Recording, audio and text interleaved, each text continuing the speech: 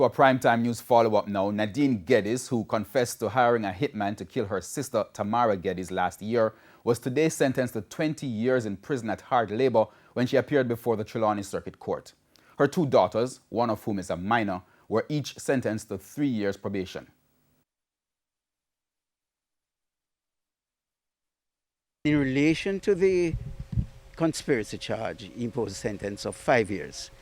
Both sentences are to run concurrently. That is to say, they will run together, not one after the other.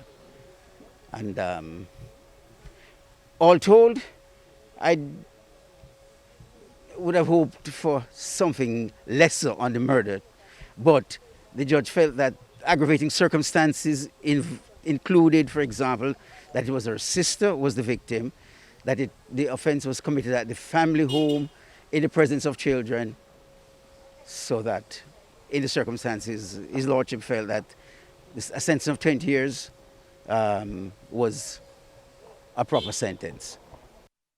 Attorney at law C.J. Mitchell also provided details on the conspiracy charge.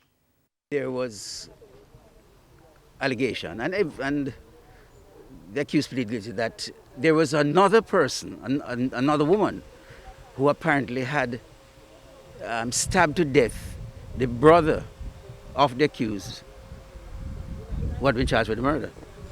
And the sister, that is, sister of the dead person, of the man who had been stabbed, it is said, took out a contract that the woman who had stabbed her brother should be killed.